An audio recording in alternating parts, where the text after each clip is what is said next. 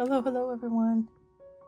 Today's video is mostly a rundown of all the fantasy books or series I want to read this year. Feel free to use this as a recommendation video as well of any fantasy books you want to put on your TBR this year. I'll consider this part 1 because I do have some other books that I want to put on the list as well. But so far these are the ones I kind of want to read the most. The first one being Sarah J. Maas's Crescent City series. This one is House of Earth and Blood. I actually did read this. I read and finished it around I think August, September of 2024. So not that long ago. However, there's a lot of details that I missed. I think I read it too fast. And the thing about me when I read fantasies too fast, it's just like one out one ear and out the other. So it's definitely a book I for sure need to reread. That way then I could go on and read the other 2 books in the series. But this one is about, let me just quickly read you maybe a paragraph or 2 of the back. Half fae, half human, Bryce Quinlan loves her life. Every night is a party, and Bryce is going to savor all the pleasures Lunatheon? I don't know how to pronounce that. Lunatheon, also known as Crescent City, has to offer, but then a brutal murder shakes the very foundations of the city, and Bryce's world comes crashing down. Oh, okay, I'm remembering now. Remembering now, but yeah, for sure I need to reread this. So it's kind of like a mystery fantasy or mystery murder set in a fantasy world, but there's like a lot of twists and turns. I think there's like 2 or 3 turns or twists at the very end. But I could be wrong though. I do remember the end coming very, very fast. Like a lot of things happen, I think, in the last 100 or 200 pages. But again, don't take me for my word because I could be misremembering it.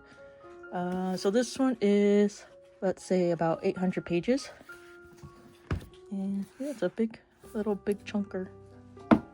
I love the cover. But yeah, this actually might be in my top 5 fantasy books in my TBR. Just because, yeah, now that everything's coming back to me, I remember blazing through pretty much the last third. So yeah, can't wait to reread this one. This one is about the first woman ever admitted to a prestigious order of mages unravels a secret conspiracy that could change the practice of magic forever in the standalone dark fantasy from the author of The Sword of Kagan.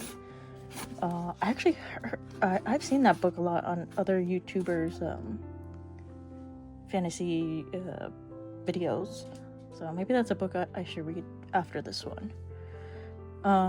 But yeah, the premise definitely hooked me. It kind of follows behind on Crescent City's mystery set in a fantasy world, so I'm digging that plot aspect of fantasy books, just because it adds a different layer to the overall fantasy of everything. Yeah, that's the back side.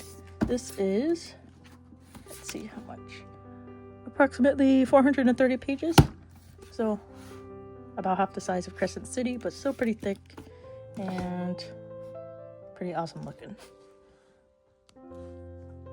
Okay, this next one is a series that I've mentioned quite a few times in my other videos, but I really want to push this as far up as possible. The problem is that I think I'm reading too many books at the moment, so unfortunately this is gonna have to wait a little bit longer. This is the Bone Season series by Samantha Shannon, and it is a fantasy as a mystery fantasy as well. Let me double check.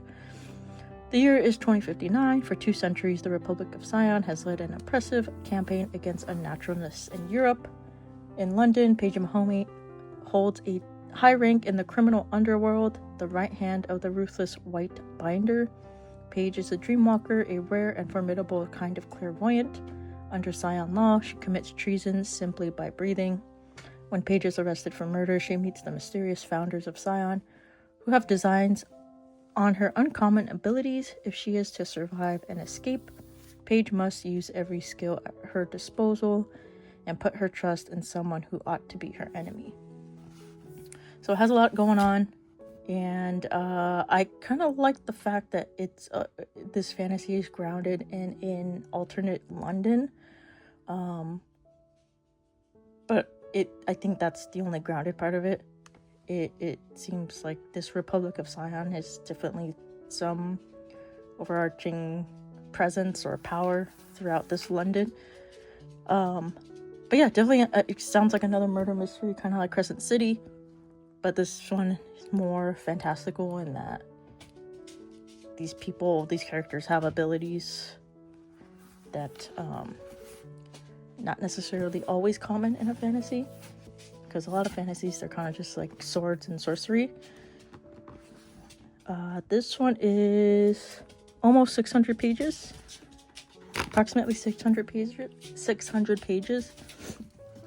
and I believe it's a series of 5 books or 4 books, with the 5th being released, I think, in February or March.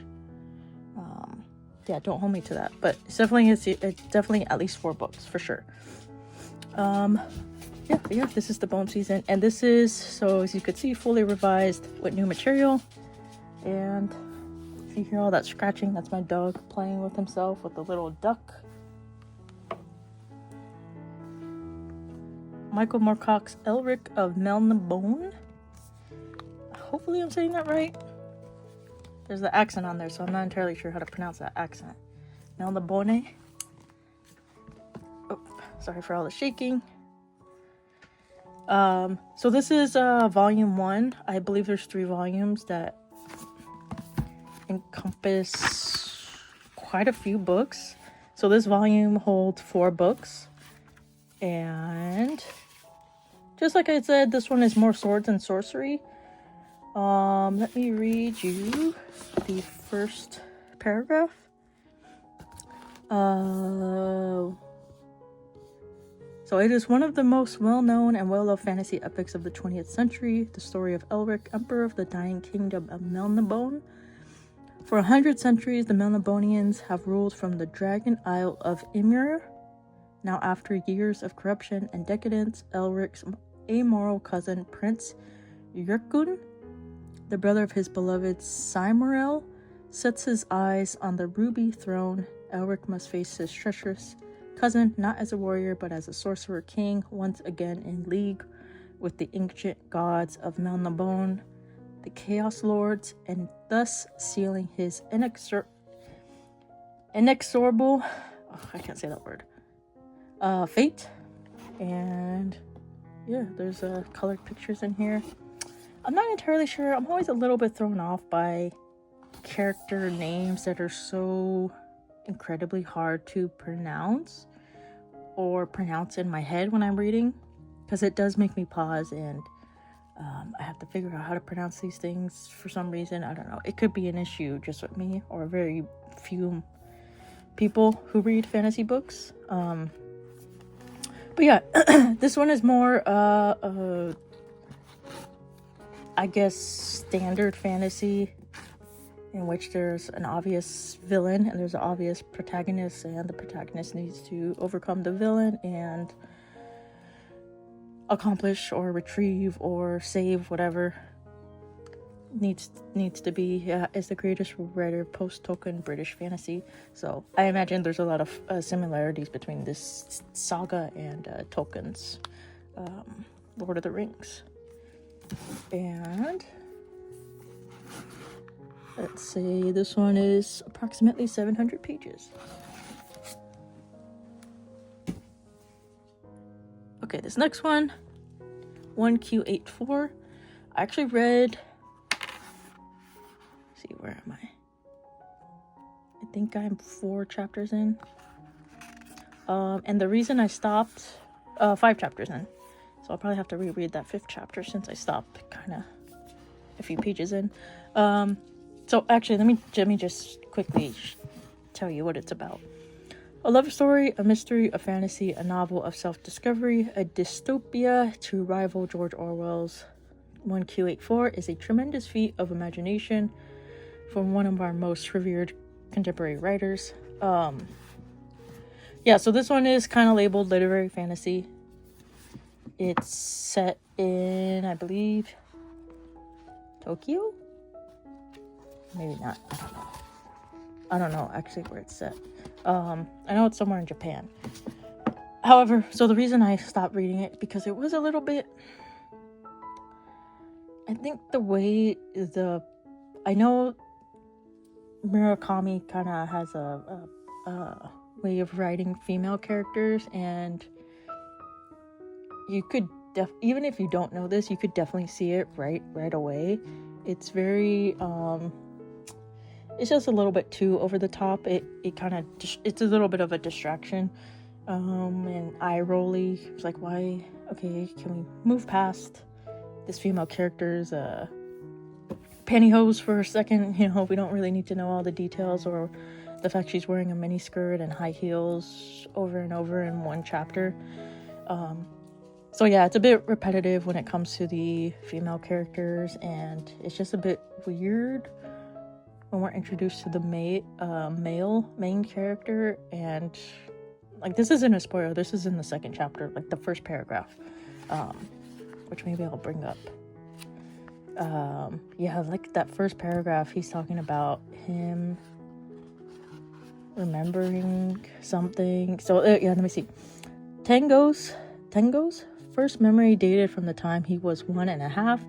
His mother had taken off her blouse and dropped the shoulder straps of her white slip to let a man who was not his father suck on her breasts. So that's, I mean, I'm not entirely sure what we're supposed to gauge from that introduction to our male character and why it matters. So that's kind of why I stopped reading, because there was a lot of unnecessarily sexual details that I don't know if all of this information is going to come back throughout the story, or will be a reason why these characters act the way they do. But as far as I can tell, for the female main character, her appearance, I guess, kind of builds into her profession a little bit, but not in a way where us readers need to know that she's wearing heels and a mini skirt 3-4 separate times in one short chapter. But also the way he writes is he's leaving us in the dark for things we don't need to be let in the dark for. Like, it took maybe up until chapter 4 to realize our main female character, Edamame, I think her name is Aomami. I only said that because I know for sure she made a joke about edamame in there, so that's why it confused me. Okay, so Aomami, yeah, it's just, I think it's kind of pushing us away unnecessarily. That, you know, from the 4 chapters I read so far, I think we could be more in the present in terms of where our characters are and what they're doing and what they're thinking, instead of keeping us in the dark for purposes of shocking us. Because when there was a reveal for what Aomami does in chapter 2, I believe, chapter 2 or chapter 3, it wasn't really a shock to me. It was just an annoyance. Like, okay, why don't we know this in chapter 1?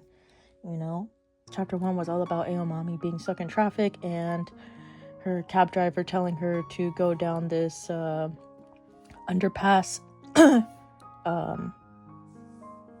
walkway, and that's where it leads her to this parallel universe. But yeah, there was so many hints of her being late to a meeting or something like that over and over, and then when the meeting comes, it's a bit of a twist, but the twist is like, okay, why couldn't we learn this in the first chapter? It would have made it so much more enjoyable and hooked us a lot more. But yeah, I do plan on finishing it just because it's an interesting topic, and I think fantasy fans need to support as many literary fantasy authors and books out there, just because it's a very interesting and impactful subgenre that it delves a lot more into the human experience and the human mind, more so than your typical epic fantasies or swords and sorcery fantasies do. So this is it if you want to read it. I don't know if I already said. Oh no, I didn't say.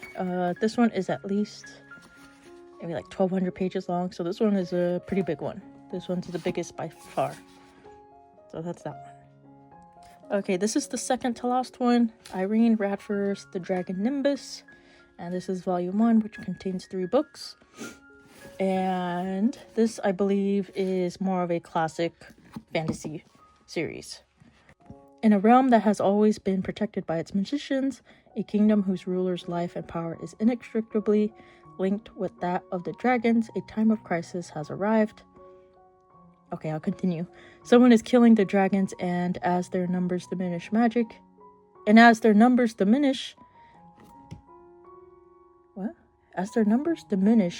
is fading from the kingdoms of Khorne. Oh, sounded like there should have been a comma right there. The kingdom's unlucky saviors are a young wizard whose magic is completely unorthodox, and an equally young witchwoman who has been befriended by the last of the dragons. Can they find out who is behind the attempt to destroy these legendary creatures and put an end to the slaughter before all magic is drained from the land? So I guess that's pretty much the premise, and the other 2 books kind of continue on. I don't want to read the other 2 just in case there's spoilers. But it looks interesting. I'm pretty sure the reason I picked this book up is because a witch woman sounds like a main character. So I wouldn't be surprised if that caught my attention, and I immediately bought it. This one is close to 1,000 pages, about 970. Interesting. Okay, so this last one I'm pretty sure everyone knows. This is Brandon Sanderson's The Way of the Kings, the Stormlight Archive series. This is the only one I have physical version. I have the first book and the next 3 books on my Nook. So when I do start reading this is gonna definitely come in handy when I'm on the go. And this is, if you don't know, this is Nook Glow Light 4. Definitely recommend it if you're trying to steer away from Amazon. But yeah, if you don't know what this is, and if I'm being honest, I'm not entirely sure what it is. I know it's about something. Okay, so this is the back. I long for the days before the last desolation, the age before the heralds abandoned us and the knights radiant turned against us, a time when there was still magic in the world and honor in the hearts of men. The world became ours, and yet we lost it. Victory proved to be the greatest test of all, or was that victory illusory? Oh my god, I can't say words today. Did our enemies come to recognize that the harder they fought, the fiercer our resistance? Fire and hammer will forge steel into a weapon, but if you abandon your sword, it eventually rusts away. I think I read... Yeah, I think half these books I've read some part of. And I'm pretty sure I'm for sure gonna have to reread the small bit I read. I read the prelude and I read part 1. Oh, I read this chapter. And then a little bit of chapter 2. And the reason I stopped so abruptly, I actually quite liked it, but it was just a little bit too... It kind of reminds me a little bit of the Elric saga. It was just a little bit too detail heavy for such a short time. You know, the prelude, which was like 3 pages long, 4 pages, 5 pages, and chapter 1, which again was like no more than 10 pages. There was so much going on. I couldn't really quite ground myself into what was happening, so I thought maybe I don't think maybe I was in the right headspace at the time of reading. So once I get back into the groove of reading, this will definitely it'll definitely help reading something as very detailed and intricate and full of a bunch of characters. This is part 1 of the fantasy books I want to read, let's say in the first half of 2024. if I get back into my groove and be able to read as fast as I used to. I used to read like a book every 2 weeks back in the day when I was 22-ish. Now I'm 30, and yeah, it takes me like a month and a half to 2 months to read one book. So that's the power of social media. And not all social media. I would say it was like 70% social media and 30% the pandemic, or kind of just shot everything, because I was cooped up in my room a lot, taking my classes where I should have been taking them in Spokane, Washington, but I had to take them at home, my little room. And yeah, I kind of burnt out all the magic of reading and writing and imagination, and just feeling excited about reading what another human being has created. So excited to actually focus on that this year and actually do something in terms of reading, get my groove back. But yeah, that's that. Let me know if any of these books are worth continuing in terms of the series, any that are similar and I should pick up, or yeah, any that you were let down with. Try to keep the spoilers to a minimum. But yeah, thanks for watching, and see you next time.